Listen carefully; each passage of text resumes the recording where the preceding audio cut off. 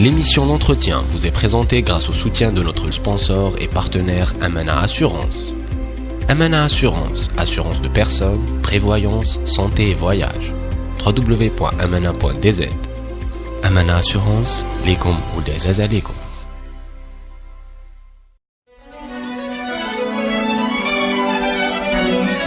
Pour bien s'entendre, il faut bien s'écouter. Rendez-vous sur M, la petite radio du Grand Maghreb. Amis auditeurs de Radio M, bonjour. Nous avons le plaisir d'accueillir dans l'entretien notre ex-confrère et ami Faisal Hansar, formateur et entrepreneur en permaculture entre Paris et Alger, entre la France et l'Algérie, et fondateur de AgroPerma. Faisal, bonjour. Bonjour. Très content de t'accueillir dans Radio M. Je suis très content d'être parmi vous. Merci. Je rappelle pour nos amis auditeurs qui ne te connaîtraient pas que tu étais le fondateur d'un des premiers sites électroniques en Algérie, Algérie Focus. Oui, c'est le premier site en 2.0, c'est Algérie Focus que j'ai fondé en 2008 avec une équipe d'amis et que j'ai dû quitter malheureusement en 2012 parce que justement je devais faire une reconversion professionnelle. Reconversion professionnelle, on va en parler dans une seconde, mais ta vocation c'est d'être un peu le premier partout, quoi. D'être le premier, celui qui lance les choses avant les autres. En fait, j'essaie de suivre mes passions, que j'ai une passion, j'essaie d'aller au bout de ma passion en fait. S'il y a une activité professionnelle qui ne me passionne pas, je m'y intéresse pas. D'accord. L'édition digitale, c'est une passion qui est partie ou qui est restée? Ça reste toujours en fait. Je suis journaliste ponctuellement. En fait, je vais en profiter parce j'ai participé à un numéro spécial de la revue Made in IT. C'est une revue qui est spécialisée dans l'urbanisme. Et donc c'était une collaboration internationale et on a travaillé sur justement les paysages urbains. Et moi, j'avais participé par un article sur la permaculture, qu'est-ce qu'elle pourrait apporter pour la ville d'Oran. Voilà, donc ce numéro, il est toujours en vente. Voilà, c'est ma dernière collaboration. Qui va accueillir les Jeux méditerranéens en 2021. Exactement, on en parlera aussi dans cet entretien. Alors, ce qui a attiré notre attention, ton actualité, c'est un événement à la rentrée en septembre prochain, entre le 5 et le 15, à l'ITMAS, l'Institut de technologie moyen agricole spécialisé de Entaya, à Alger. Qu'est-ce que vous y organisez? C'est quoi cet événement de 10 jours où il faut être en immersion? C'est quoi exactement? En fait, c'est la deuxième édition parce que nous avons organisé déjà une première édition. C'était une première en Algérie à l'ITMAS de Temouchen. C'était du 1er au 12 avril dernier.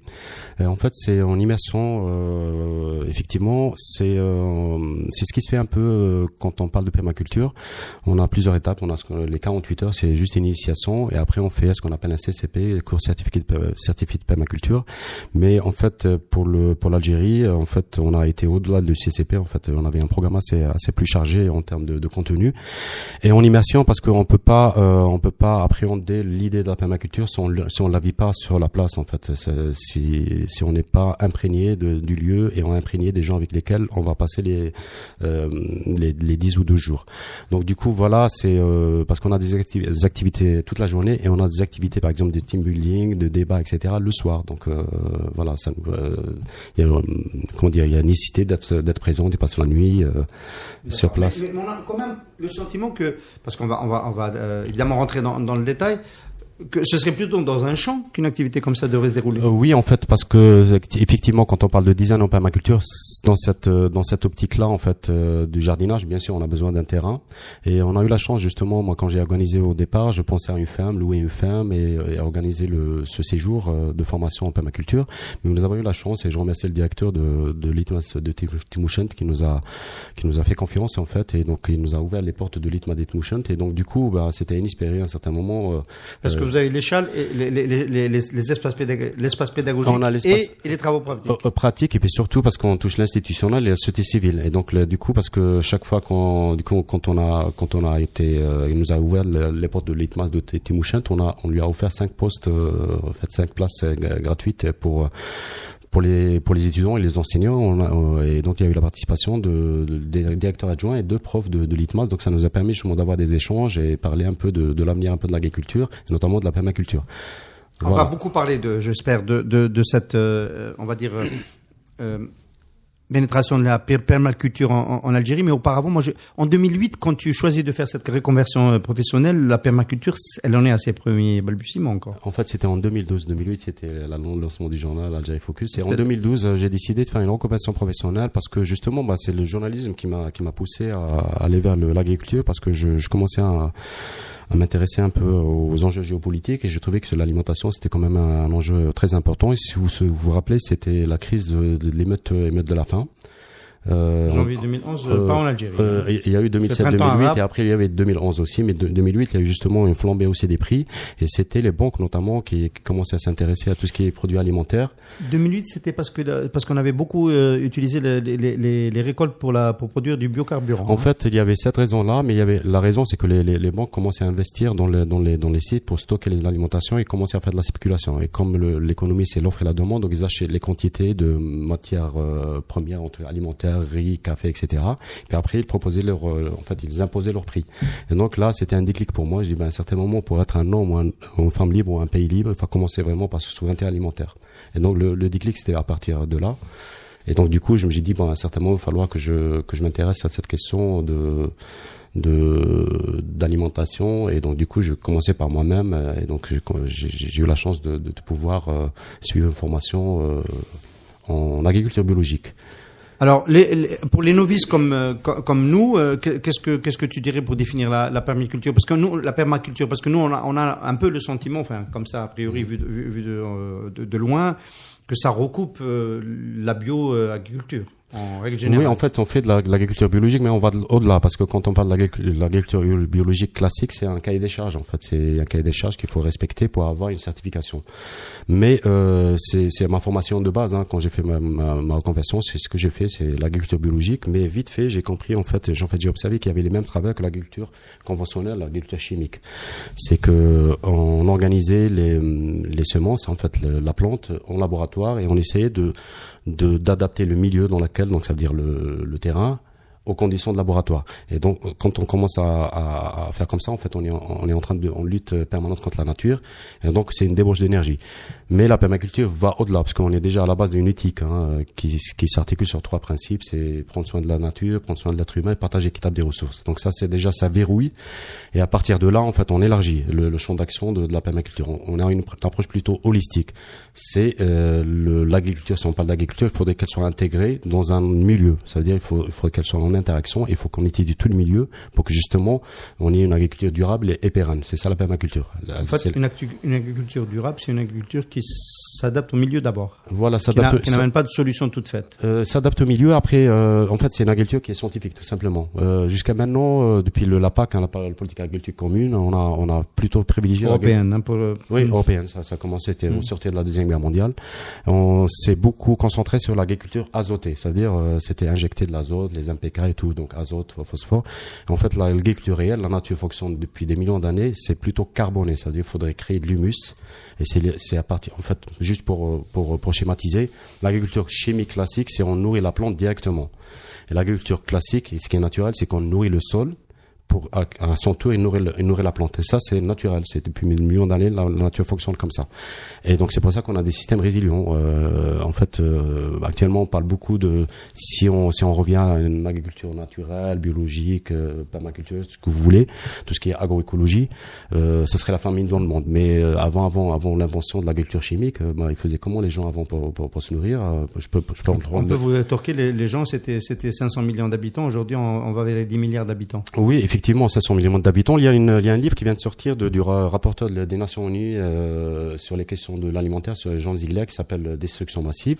Actuellement, c'est prouvé. Vous pouvez retrouver ça, les informations en ligne. C'est l'agriculture actuelle. On peut nourrir 12 milliards de personnes avec l'agriculture actuelle. Elle est très performante, mais elle est pas pérenne. Mais en même temps, on a 800 millions quand même plus de 800 millions de gens qui souffrent de malnutrition dans le monde. Mais à l'époque, pour revenir à votre question, à votre remarque, le 19e siècle, par exemple, il y avait la ceinture de maraîchers, des maraîchers parisiens, ils arrivaient à nourrir tout Paris, et ils n'avaient pas de produits chimiques ni rien. C'est juste, ils avaient été techniques très pointus à leur époque. Et d'ailleurs, une bonne partie des techniques de permaculture, ils ont été repris justement de l'expérience des maraîchers parisiens du 19e siècle, parce que la permaculture, c'est la rencontre de l'empirique, c'est-à-dire le savoir-faire des anciens et la science. Les sciences, j'allais dire. Les sciences vont, si j'ai tout bien compris, valider ce qu'il y a de bon dans les anciennes pratiques, voilà, et éliminer ce qui n'est pas bon. N'est pas bon. Valider et pour essayer de comprendre pourquoi ça marche. Et donc du coup, parce qu'il y a voilà, l'empirisme fait que des fois il y a des choses qui marchent, mais on ne sait pas pourquoi ça marche. Voilà, donc la science elle est venue mettre un peu un coup de loupe là pour essayer d'expliquer scientifiquement pourquoi ça marche et puis après bannir d'autres pratiques. Par exemple le labour on sait maintenant c'est une arme de destruction massive. Or c'est pratiqué un peu partout dans le monde dans l'agriculture conventionnelle. Le labour, c'est labourer le sol, ça veut dire retourner le sol. Et donc là si on veut flinguer son sol, c'est ce qu'il faut faire quoi. Donc là maintenant par exemple la science elle est venue dire bon voilà, c'est une arme de destruction massive des sols le labour. Or que à l'époque ils labouraient. Mais il faut plus labourer, oui. Parce que labourer, en fait. Comment on laisse comment la graine peut arriver au sol? En fait, ben justement, l'approche de l'agriculture actuelle, c'est que le sol, c'est juste un substrat inerte. D'accord? C'est l'approche qu'ils ont. En fait, c'est pas un substrat inerte. Le sol, c'est l'estomac de la plante. Le sol est très très vivant. Donc du moment qu'on a compris comment le sol fonctionne, il y a des milliards et des millions et ce que vous voulez de faune qui est naturellement présente dans le sol. Il faut juste la comprendre comment elle fonctionne, lui donner à manger. Elle va faire ce travail de sol naturellement à notre place. Donc là, ça nous permet justement de faire des économies énormes sur. Massey Ferguson va faire du lobbying contre cela. Enfin, je cite les tracteurs juste pour blaguer, mais justement parce que si on arrive aujourd'hui à dire que on peut faire de l'agriculture, on peut nourrir le monde avec une agriculture biologique, la permaculture entre autres, ils vont dire c'est pas possible. En fait, c'est possible. C'est la nature, elle fonctionne comme ça depuis des millions d'années. Elle n'avait pas besoin.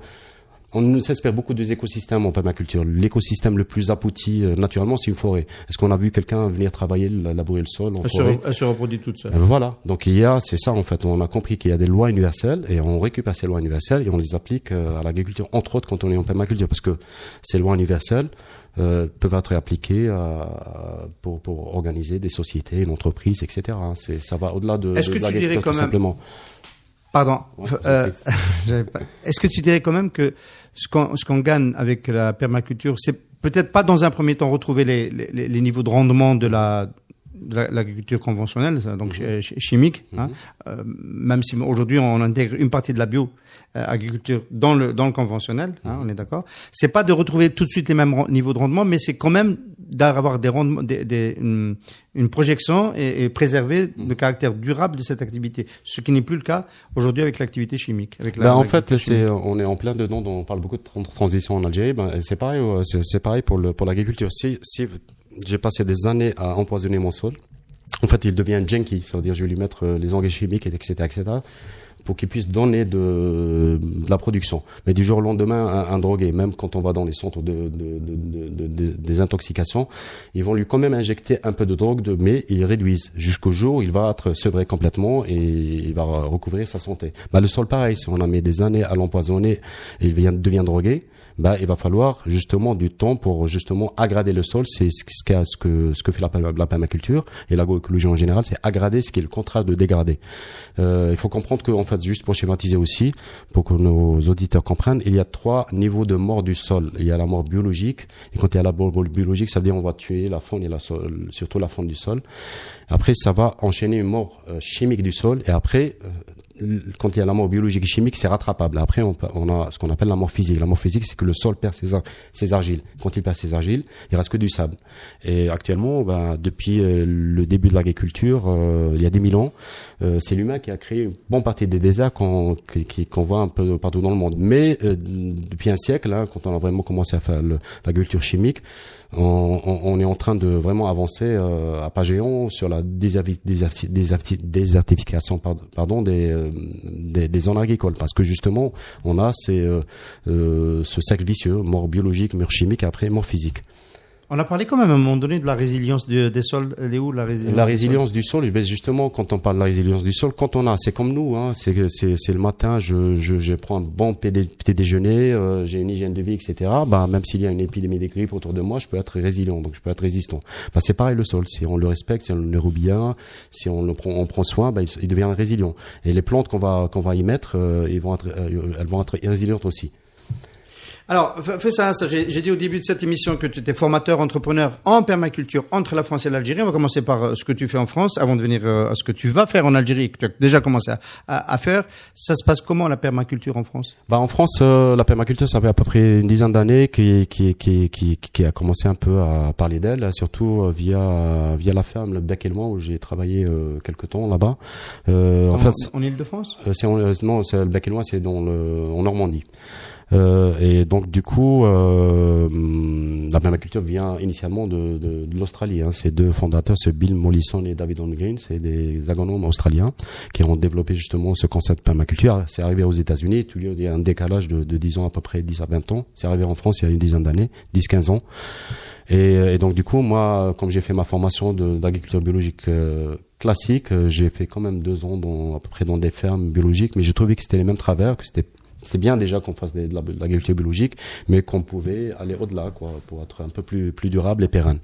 Et donc, du coup, je me suis intéressé à la permaculture et du coup, j'ai été sollicité pour travailler dans le cadre d'une association pour transformer un potager. En fait, j'ai été à la base de la création du premier potager en permaculture en Île-de-France à taille, il fait à peu près 1,4 hectare. Et du coup, ça c'était dans le cadre d'un chantier d'insertion. Je travaillais comme encadrant technique, mais j'ai créé ma boîte et du coup, parce que c'était une mairie, parce qu'on m'a demandé de faire des cours. Et l'école qui m'a formé, en fait, où j'ai eu mon diplôme d'agriculture biologique, est devenu mon client sur les questions agroécologie et permaculture. Et donc, depuis 4 ans, je fais de la formation, de l'installation, de suivi de projet en permaculture. Et là, j'aimerais pouvoir justement faire la même chose en Algérie. On va en parler, mais auparavant, est-ce que potager, c'est pas le mot-clé dans cette histoire? C'est un peu comme ça qu'on le perçoit. Permaculture, c'est plutôt une affaire d'urbain. Dans le monde, on est de plus en plus des urbains qui avons déserté, entre guillemets, notre humus naturel de la campagne.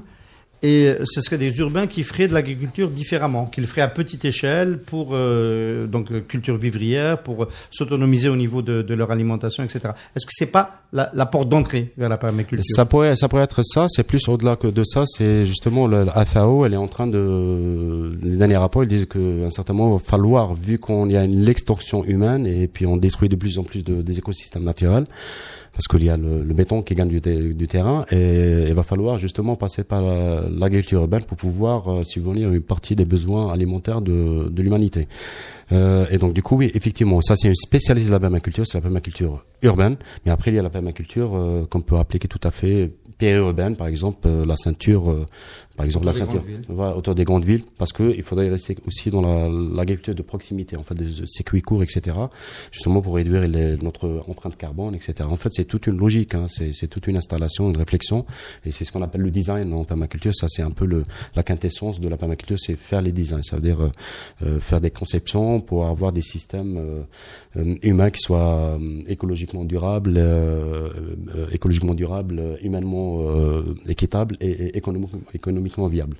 Un design comme celui sur lequel vous allez travailler pendant la formation, c'est une idée, un projet, et puis le décliner d'une façon à ce qu'il soit conforme à la philosophie de la permaculture. Et surtout qu'il soit la triptyque, qu'il soit écologiquement durable, humainement équitable et économiquement viable, en fait. C'est-à-dire le design, on design plusieurs projets, c'est des porteurs de projets qui viennent nous dire, bon voilà, je veux créer un jardin, même peut-être dans mon balcon, ou j'ai une parcelle de terre que je veux travailler, ou j'ai une entreprise que je veux designer, et donc on leur donne ces fameux outils qui sont inspirés, en fait, qu'on a extrait de l'observation de la nature, comment elle fonctionne. C'est du biomimétisme éclairé, on va dire. D'accord.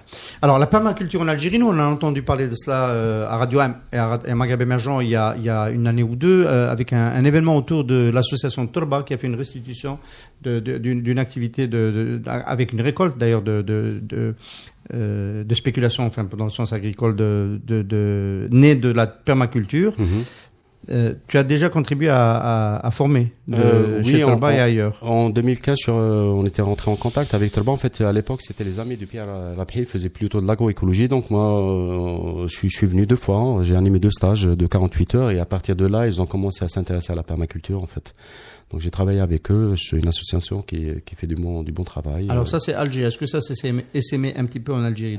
Du coup depuis je suis pas retourné, là je suis retourné pour Tmouchent et là nous sommes en train de préparer, Inch'Allah, si tout va bien, une tournée nationale de sensibilisation et de formation autour de la permaculture. Alors, qu'est-ce que les autorités publiques algériennes pourraient gagner à développer la permaculture? Une niche pour aider à faire face à la sécurité alimentaire. Entre guillemets, je reste sur une niche, mais tu me corrigeras. Une niche pour consolider les exportations hors hydrocarbures.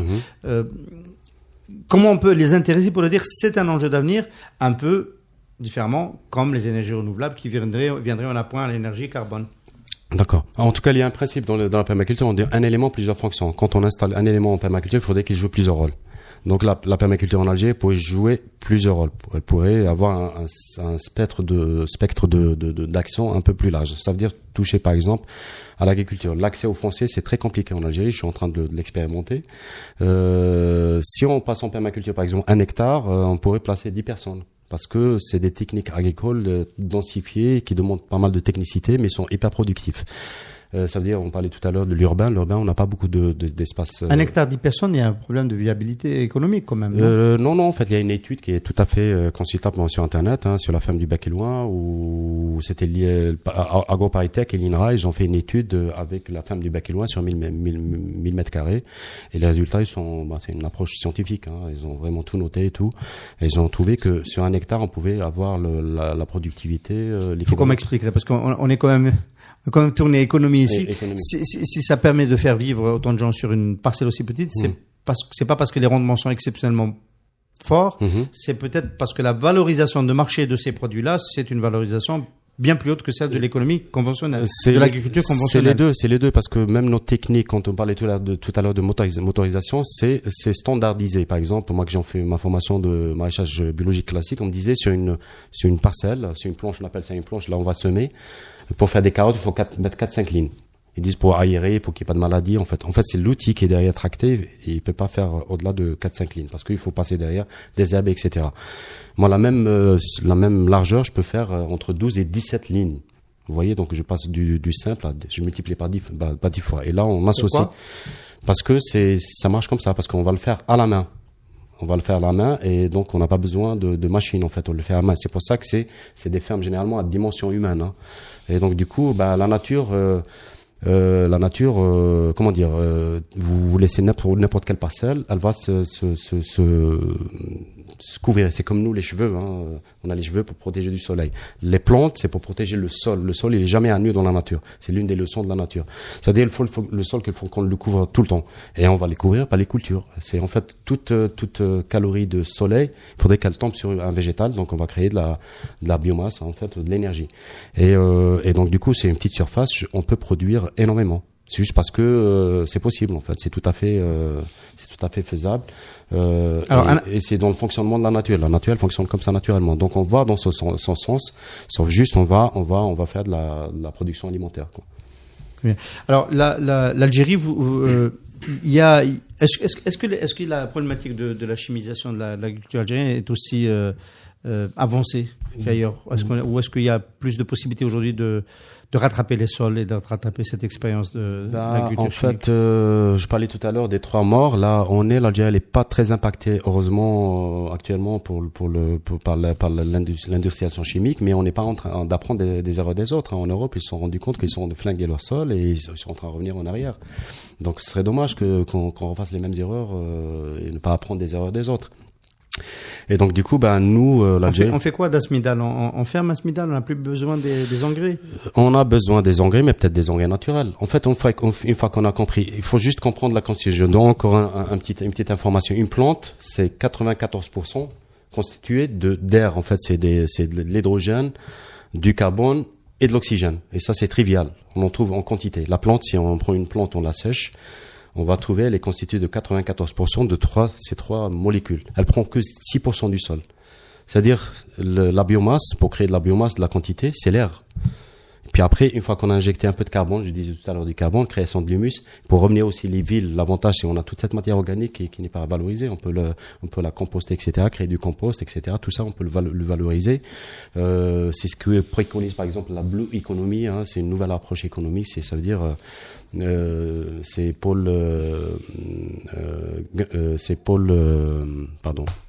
C'est un peu l'économie circulatoire? Circulatoire. Le nom, ça m'est échappé, c'est... Paul Ganti, c'est un Belge, et donc du coup lui dit c'est pas la nature de ressembler à nos usines, c'est à nos usines de ressembler à la nature. Qu'est-ce qu'il veut dire par ça? C'est que actuellement notre système industriel, on a la matière première brute, on la transforme, on la consomme et il y a un déchet. Le déchet, on a un problème avec. Bon, la nature, elle fonctionne pas comme ça. C'est circulaire. On a le produit brut et le produit brut, il donne un produit consommable. Le produit consommable, il donne un déchet. Le déchet, il est réinjecté dans le système. Et la nature, elle fonctionne comme ça. Et donc, du coup, il va falloir juste vous s'inspirer de ce système-là. Et la blue economy, elle donne plusieurs success stories de jeunes et moins jeunes qui ont réussi à faire des merveilles grâce à des déchets dont personne n'en voulait. Voilà. Alors l'entrepreneuriat autour de la permaculture en Algérie, ça serait quoi? En dehors de proposer des menus bio aux athlètes des Jeux Olympiques des Jeux Méditerranéens en 2021. Ça serait l'idéal. Ce serait l'idéal. En fait, le but c'est que je puisse avoir un Lopan Terre parce que j'ai envie de créer un bureau d'études et de formation. Et puis justement, on va peut-être par la suite créer un réseau national de porteurs de projets et qui vont s'installer, et créer quand même un label algérien parce que économiquement c'est ce qui va être porteur dans pas longtemps. Si on voudrait penser à l'après-pétrole par exemple en Algérie ou diversifier l'économie algérienne. Et il y a aussi l'écotourisme, les gens, c'est la question écologique, elle est posée mondialement actuellement. On est à la veille de la 6e extinction massive des espèces. On a perdu 60% des espèces dans le monde et tout. Donc c'est une question assez importante de survie. Ça rigole pas. Donc là, ce serait bien l'Algérie qu'elle prenne le train en marche. Et donc si elle se lance dans tout ce qui est écologique, notamment l'agriculture, ce sera des débouchés vers l'étranger et aussi s'ouvrir au tourisme, par exemple écologique, parce qu'il y a beaucoup de demandes par rapport à ça. Et donc on pourrait être un moteur en Afrique, voire en Nord-Afrique, pour commencer. Tourisme écologique, ce serait que de recevoir des touristes qui voudraient aller dans des endroits qui respectent l'équilibre de la nature et qui voudraient consommer des produits. On a de nos paysages, ça peut redonner de la vie dans nos contrées un peu reculées en Algérie, ça peut créer de l'emploi. En France, ce qui se passe actuellement, moi quand j'ai fait ma formation, j'ai fait avec les reconversions professionnelles et j'avais plein de chefs d'entreprise, etc., ils en avaient un peu marre à un certain moment. Ils disent bon voilà, je vais refaire retourner à la terre, et ça a créé un mouvement, ce qu'on appelle les nus ruraux, c'est-à-dire des gens qui étaient instruits, qui venaient de différentes horizons socio-professionnels, qui se sont intéressés à la question écologique et l'agroécologie, etc., et qui ont reparti repeupler les campagnes françaises. Et pourquoi pas, nous en Algérie, on repeuple nos campagnes qui sont complètement, par endroits, complètement sinistrées, et on relance de l'activité, que ce soit agricole, touristique, artisanale et tout. Donc en termes de ce que je disais, un élément, plusieurs fonctions, en termes de retombées économiques, retour sur un investissement, ça pourrait être vraiment énorme et très très intéressant en termes qualitatifs et quantitatifs. Fessana, c'est qui les clients de vos cycles de formation? Donc, ce sont des chefs d'entreprise qui ont fait un burn-out et qui ont envie de revenir à la nature? Non, en fait, moi j'étais surpris. On avait un mini Algérie, en fait, c'était très très représentatif. On avait des hyper. En fait, il y a différentes horizons socio-professionnels et puis même aussi en termes de croyances. On avait des gens qui étaient plutôt tendance conservateurs, d'autres plus ouverts, hommes, femmes, jeunes, moins jeunes. Et tous ont compris cet enjeu-là. Oui, même il y a des gens qui sont déplacés de France pour faire la formation et tout. Donc on avait une mine en Algérie. Et donc du coup, on en faisait notre débat en fait, comme vous avec la société civile qui est actuellement, mais c'était un autre petit niveau. Et on avait des débats très très des fois enflammés, des fois des débats. Et donc du coup, des gens que le fil conducteur, ils sont intéressés à retour à la nature, et c'est surtout ils disent qu'à un certain moment on a envie de ressortir d'un système qui on le vit pas très très intensément en Algérie. Ça veut dire c'est pas, moi je viens de Paris, c'est vrai que le stress parisien, mais je me suis absenté quand même 18 ans, mais je vois qu'on est atteint quand même par ce mal du siècle qui est en train d'arriver en Algérie. Et ce serait dommage justement de dire bon, c'est le moment, on va s'arrêter un peu, on va revenir à des choses sérieuses. Les choses sérieuses, c'est l'être humain, il est né, il a évolué pendant des siècles et des millénaires dans un milieu naturel. L'urbanisation, ça a quoi, un siècle et demi, 2 siècles. Donc on n'est pas fait pour vivre dans entre 4 murs, bien des boîtes, avoir une vie très stressante et tout. Ça peut pas tenir quoi. Donc il va falloir un certain moment. Vous restez tout à fait moderne. Hein. J'appelle pas retour vers le passé.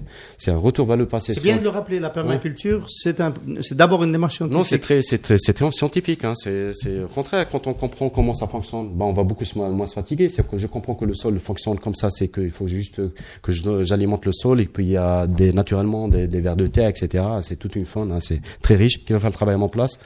Là, je vais beaucoup moins me fatiguer, quoi. Mais parce que scientifiquement, c'est très pointu, hein. C'est parce que ça fait appel à plusieurs disciplines, hein. On parle pas juste de l'agronomie.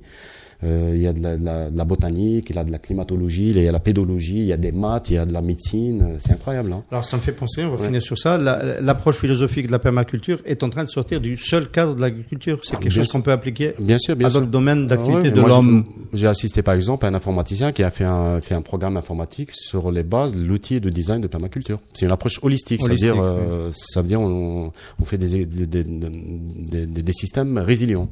Et donc, on peut, par exemple, Maghreb Émergence, vous voulez optimiser un peu vos activités, ça pourrait éventuellement vous apporter quelques solutions intéressantes. Oui. Émergence, c'est un panier à crabes. Moi, je sais pas vous risquez d'y perdre votre philosophie. C'est juste pour un peu faire une petite blague, mais oui, bien sûr. Mais surtout si on ajoute Radio M. Alors, on va faire le débrief dans 3 mois après cette formation, avec peut-être quelques-uns de ceux qui auront participé à la formation, pour savoir qu'est-ce que ça va changer dans leur vie, dans leur approche, notamment par rapport à leur projet lié à l'agriculture et au retour à la nature. Merci beaucoup, Faisal. C'est moi qui vous remercie. Merci. L'émission d'entretien vous est présentée grâce au soutien de notre sponsor et partenaire Amana Assurance. Amana Assurance, assurance de personnes, prévoyance, santé et voyage. www.amana.dz. Amana Assurance, lekum ou des alaikum. Pour bien s'entendre, il faut bien s'écouter. Rendez-vous sur M, la petite radio du Grand Maghreb.